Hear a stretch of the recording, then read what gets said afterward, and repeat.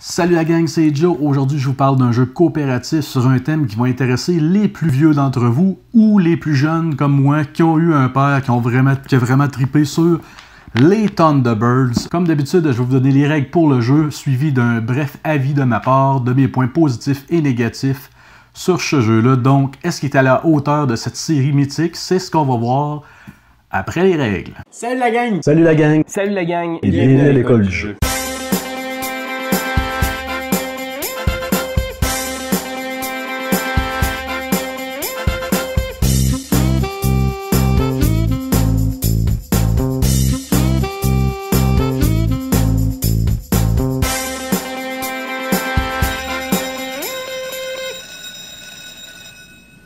Je remercie Univers Ludo qui a fourni le jeu pour la vidéo et je vous invite à aller visiter leur site au www.universludo.ca. Univers Ludo, rendons les jeux accessibles à tous. Pour la mise en place, on commencera par faire la piste d'événements et de plans de The Hood, le méchant du jeu. Donc, on va commencer par placer toujours aléatoirement deux événements, un plan, un événement, un plan, un événement, un plan. Pour se référer, on a ici une petite carte. On a aussi la référence dans le livre, mais la petite carte est bien plaisante. Pour l'introduction, on mettra toujours les mêmes événements dans le même ordre, sauf que on va venir changer ici le numéro des plans. Donc, plus le chiffre est élevé, plus le plan sera difficile à réaliser. Donc, par exemple, ici, j'ai mis l'introduction, j'ai deux événements, un plan numéro 1, un événement, un plan numéro 2, un événement, un plan numéro 3. Avant de débuter la partie, on va retourner le plan numéro 1 de façon à ce qu'il soit visible et qu'on puisse s'y préparer. Ensuite, on va distribuer au hasard un personnage par joueur, comme par exemple ici, à 3 joueurs, chacun prendra un personnage au hasard. Donc voilà. On remettra un aide de jeu qui d'un côté résume les jetons bonus et de l'autre côté les actions et les séquences de jeu.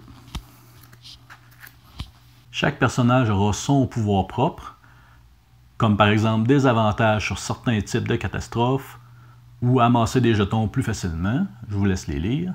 Ensuite, on va placer les Thunderbirds comme suit.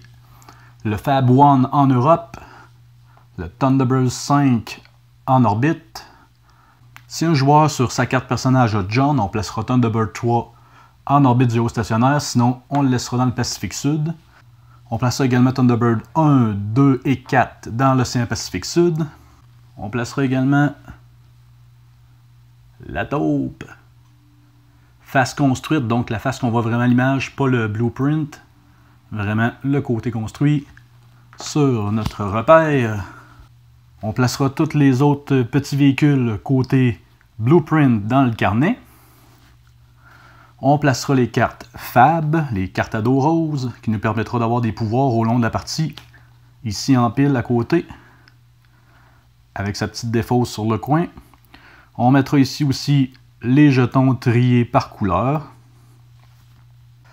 Aussi, on placera 3 cartes catastrophes ici sur la traque de catastrophe. Ensuite, avec le reste des cartes, on fera 4 piles de 9 cartes, où on mélangera 2 cartes de Hood avance, comme ceci.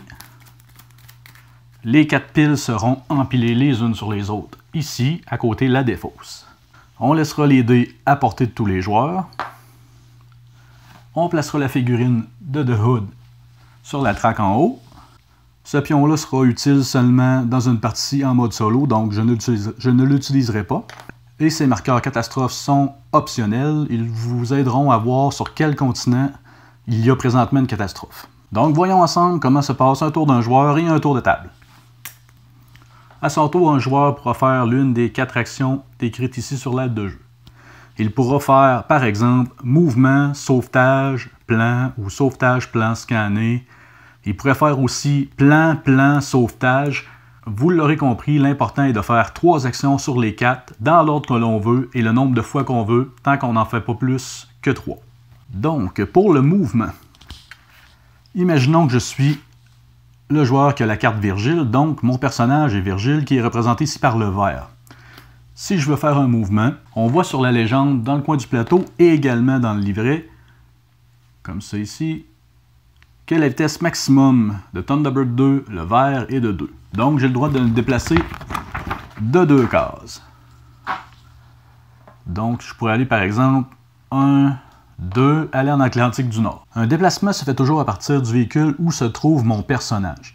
Si par exemple j'aurais été dans Thunderbird 1, j'aurais pu déplacer Thunderbird 1 plutôt que Thunderbird 2. Aussi, aucun Thunderbird ne peut aller dans l'espace, excepté Thunderbird 3 et Thunderbird 5. À ce propos, Thunderbird 5 ne peut se déplacer, donc si j'ai une mission sur Mars, c'est Thunderbird 3 qui devra s'y rendre. Thunderbird 3, lui, devra suivre toujours la ligne orange. Donc, il ne pourra jamais aller en Australie, par exemple, mais il peut aller en orbite, sur Vénus, sur la Lune, aucun problème. La deuxième action est sauvetage. Pour effectuer un sauvetage, donc, régler une des catastrophes qui se trouve en bas du plateau, je dois décoder cette carte. Première chose à savoir, ici on trouve la récompense si on réussit. Donc, je pourrais prendre un jeton bleu, un jeton jaune. On a ici le type de catastrophe, donc elle est terrestre. Certains personnages auront un bonus de plus 2 sur une catastrophe terrestre. Ici, on a le continent, donc l'Amérique du Sud. Pour régler cette catastrophe, mon personnage devra se trouver en Amérique du Sud. Également, ici, on a le chiffre minimum à avoir pour réussir à éliminer cette catastrophe. Donc, en lançant les 2 dés, je devrais avoir un total de 9. Cependant, comme dans le cas ici, si j'ai la grue mobile, j'ai un plus 3 à mon lancer. Et si Lady Pénélope est en Europe, j'aurai un plus 3. Donc si ces deux conditions sont remplies, j'ai en partant 6 sur 9, donc j'aurai besoin seulement de 3 pour réussir le défi. Si une catastrophe est réussie, je vais aller ici dans la défausse et je prendrai les jetons qu'elle me confère. Une chose à savoir, si je réussis cette catastrophe, elle ira dans la défausse. Mais la carte ici ne va pas reculer d'elle-même. Il y aura une action qui permettra de faire ça. Je vous le montre un peu plus tard. La prochaine action possible sera plan. Plan nous permet de piger une carte Fab, une de ces petites cartes roses-là ici, qui vont nous donner des pouvoirs intéressants pour nous donner des bonus dans le jeu pour nous aider à réussir plus facilement. Cependant, si j'utilise cette action, je devrais avancer de Hood d'un espace sur la piste. La dernière action sera scanner. Pour scanner, mon personnage doit se trouver dans Thunderbird 5, dans l'espace. Scanner me permettra de reculer une catastrophe d'un espace comme ceci. Si par exemple mes catastrophes sont comme ça, je n'aurai pas le choix de reculer celle-ci, car celle-ci bloque et empêche la carte de reculer. On ne peut pas reculer 2 cartes du même coup, donc je n'ai pas le choix. Ici, ce serait celle en 3e place qui se ramasserait en 2e place. Avant de réaliser une action ou après, j'ai le droit de faire une opération. Les opérations ne sont pas comptées comme des actions et sont illimitées. Une opération, par exemple, je pourrais déplacer mon personnage d'un véhicule à un autre s'ils sont dans la même case. La deuxième opération possible, elle est charger-décharger. Vous pouvez, dans Thunderbird 2, venir charger jusqu'à 2 petites machines comme ça à l'intérieur pour les déplacer avec vous à un endroit différent. Donc, le fait d'embarquer ou débarquer des véhicules comme ça ne vous demande pas d'action. C'est une opération avant ou après une action. Autre que les petits véhicules comme ça ici, je peux charger ou décharger le Fab 1 ou Thunderbird 4. De cette façon, je place le petit personnage à bord du Thunderbird 2. Et le véhicule dedans, malheureusement, ça ne ferme pas aussi bien, mais le concept est là quand même. Donc, même principe, on peut ici déplacer Thunderbird 2, ce qui fait suivre le véhicule qui est à l'intérieur, et comme ça, lui donner un mouvement plus rapide. La dernière opération est de contrecarrer un plan de The Hood. Pour ce faire ici, vous allez voir sur la carte, il demande un lieu, donc je dois être en orbite géostationnaire. En équipe, et non seul, on doit défausser un jeton de toutes les couleurs qui sont demandées, et en récompense, j'aurai une carte Fab. Attention, cette fois, en pigeant une carte Fab de cette façon, on ne fait pas avancer The Hood sur la piste. Une fois mes 3 actions réalisées, je viendrai piger une carte catastrophe. Si c'est une catastrophe, j'avancerai mes cartes sur la piste pour ajouter une nouvelle catastrophe à la piste. Si, comme vous avez vu, il y avait un trou, comme ceci, cette carte-là ne bougera pas, elle va rester en 4e position. Si par malheur je pige une carte The Hood avance, je la défausse automatiquement, je n'avance pas les cartes et je viens déplacer The Hood d'un espace. C'est ce qui m'amène à vous parler de la piste de The Hood. Si The Hood se rend sur un personnage blanc comme ceci, sur sa silhouette blanche, je vais venir piger une carte événement en haut qui correspond à la case où on est rendu et je vais appliquer automatiquement les effets. La carte restera en jeu jusqu'à ce qu'elle soit désactivée. Lorsque The Hood atteindra la tête de mort, si vous n'avez pas déjoué le plan qui se trouve au-dessus, vous venez de perdre la partie. Donc c'est la première condition à respecter pour ne pas perdre la partie, c'est de déjouer le plan numéro 1 avant que The Hood atteigne cette case, le plan numéro 2 avant que la case ici soit atteinte, et le plan numéro 3 avant que cette case ici soit atteinte. Dans les trois cas, si The Hood atterrit sur cette case avant que vous ayez déjoué son plan, il a gagné. Aussi, si on résout un plan, le prochain sera retourné afin de savoir qu'est-ce qu'il faut faire pour le résoudre. Nous avons vu que si The Hood se rend sur une des têtes de mort et que le plan n'est pas déjoué, la partie est perdue. Également, si je pige une carte catastrophe, comme ça ici, qui vient déplacer la dernière carte du bout, une fois de plus sur la tête de mort, la partie est perdue. Maintenant, vous demandez sûrement, comment fait-on pour gagner la partie?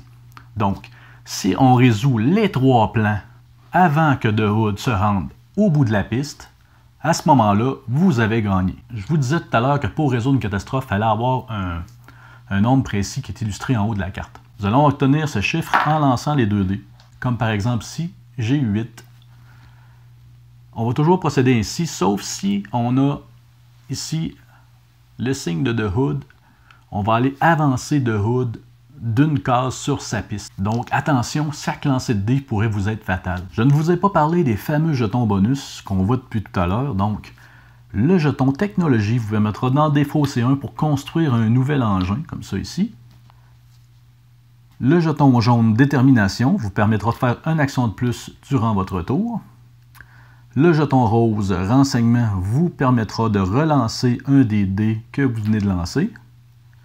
Le jeton coopération vous permettra d'avoir un +2 au total de votre lancer de dés. Et le jeton bleu, logistique, vous permettra de piger une carte fab sans faire avancer The Hood sur sa piste. Donc pour mes points positifs, les images sont très réussies dans le thème. On a soit droit à des dessins comme ça qui sont très réussis ou carrément des images tirées de la série comme des photos directement. C'est très très beau. Aussi, on a le droit à des figurines qui représentent les Thunderbirds, vraiment bien faites. Il y a même celle-là ici qui rouvre pour mettre des trucs à l'intérieur. Là-dessus, chapeau. Ensuite, les règles sont claires, rapides à lire, faciles à comprendre. C'est un Matt Leacock, très bien fait. C'est solide, j'ai bien aimé ça. Le fait que ce soit un jeu coopératif du même auteur, je le trouve supérieur à Pandémie, qui a un peu le même principe, différent quand même, mais un peu le même principe d'une carte où on va gérer des événements et des crises. Celui-là me paraît plus agréable, il y a beaucoup de manipulation, mais comme c'est des véhicules, en tout cas, j'ai préféré manipuler des véhicules comme ça un peu partout sur la carte que de tasser des petits cubes, puis de tasser un jeton, puis j'ai une nouvelle carte. Je trouvais que ça rentrait beaucoup mieux dans le thème que Pandémie. Quoique Pandémie est un très bon jeu, mais que j'ai moins accroché que celui-là. Aussi, c'est un jeu facile à apprendre pour tous. Mon fils de 9 ans a vraiment aimé ça. Je pense que les véhicules, ils sont pour quelque chose. Le seul point positif que j'ai avec ce jeu-là, c'est qu'il y a des dés, puis les dés comptent pour beaucoup en début de partie. Je m'explique. Au cours de la partie, on va avoir le droit d'avoir jusqu'à 7 catastrophes. La 8e nous sera fatale et la partie sera perdue. Donc, on commence la partie avec déjà 3 catastrophes en marche. Si on n'est pas chanceux au dé, dès le premier tour, les événements vont s'accumuler rapidement. Puis le jeu va venir à peu près impossible à gagner si on a eu ce problème-là. Sur une partie que j'ai faite, on a carrément roulé pendant un tour complet de jeu des doubles 1, des doubles de Hood. Ça n'a pas bien parti, puis on a perdu la partie assez rapidement à cause de ça. C'est un problème qui se corrige assez vite dans la partie parce qu'on va récupérer des jetons qui vont ajouter des +2, qui vont nous permettre de relancer les dés, va nous donner des bonus, puis toutes sortes de trucs. Ça vient colmater un peu les dés, mais étrangement, en début de partie, on commence pas de jetons avec rien, donc la chance va être beaucoup plus présente en début de partie, elle va faire beaucoup plus mal sur un mauvais départ. Donc, vous l'aurez deviné, Thunderbird est un excellent jeu que je recommande. Moi, j'ai préféré ça à la pandémie, sérieusement. Il y a peut-être juste le petit côté, comme je vous dis, qu'on a le premier tour qui peut souffrir de malchance, mais faites-vous-en pas. Si jamais ça arrive, votre partie va durer 15 minutes, donc prête à recommencer une nouvelle partie, et cette fois-là, sûrement la gagner, ou être plus proche du moins, selon le niveau de difficulté. Donc, Thunderbird, un excellent jeu que je vous recommande. C'était Joe, et je vous dis à la prochaine.